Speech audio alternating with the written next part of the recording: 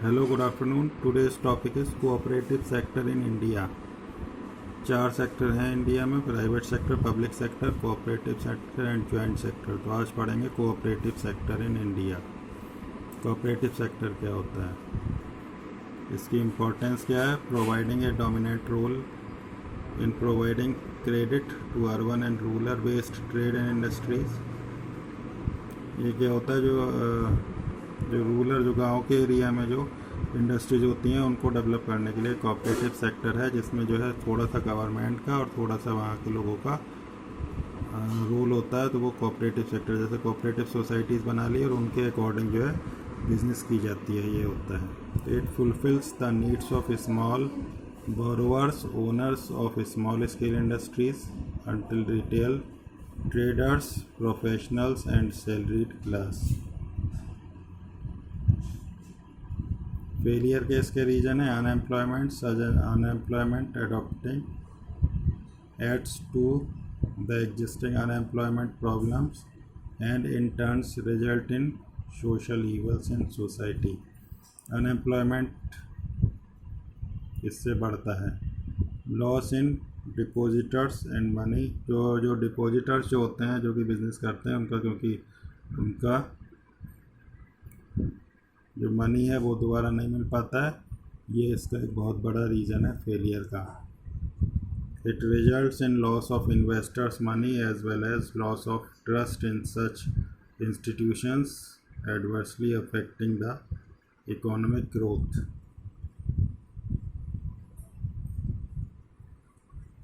Cooperative structure, cooperative credit structures.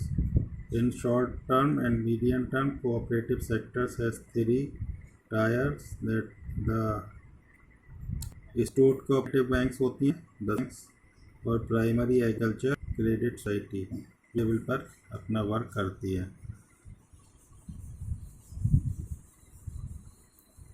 Defects suffered by the cooperative sectors, इसके साथ जो defects होते हैं: the performance in deposits mobilisation and recovery of dues has been disappointing, जो recovery है dues की वो नहीं की जा सकती।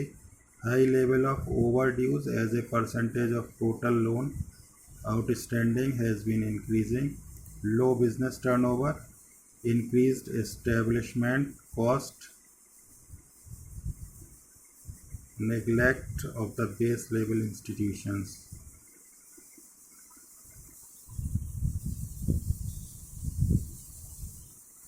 Restricted eligibility of lending, external interference and government intervention in management, lack of professional management। जो प्रोफेशनल भी कोऑपरेटिव सेक्टर जो होता है, जैसे कोई विलेज का एरिया है, उसी में कुछ लोग मिल गए और उन्होंने जो है अपना इन्वेस्टमेंट कर दिया और कुछ जो है अपना बिजनेस स्टार्ट कर दी, तो इसमें प्रोफेशनल मैनेजमेंट का लैक होता है, जिसकी वजह से फेलियर होता है। इसमें अनएम्प्लॉयमेंट बढ़ता है, जो लोग इसमें लगे हुए होते हैं उनको एम्प्लॉयमेंट नहीं मिल पाता है, अनएम्प्लॉयमेंट बढ़ता है।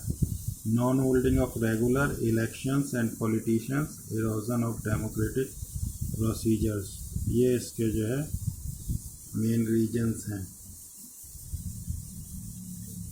इसके डिफेक्ट्स हैं suffered by the cooperative sectors के जो डिफेक्ट्स हैं: the performance, high level of overdues as a percentage of total loan outstanding has been increasing, जो ओवर ड्यूज हैं वो बढ़ जाते हैं, जिसकी वजह से जो लोन्स हैं उनकी आउटस्टैंडिंग बढ़ती जाती है। लो बिजनेस टर्नओवर, जो बिजनेस है, बिजनेस में इन्वेस्टमेंट तो लोग कर जाते हैं लेकिन उसका टर्नओवर ज़्यादा, बिजनेस नहीं चल पाता है तो टर्नओवर उतना नहीं मिल पाता है, जिसकी वजह से ये फेल हो जाता है।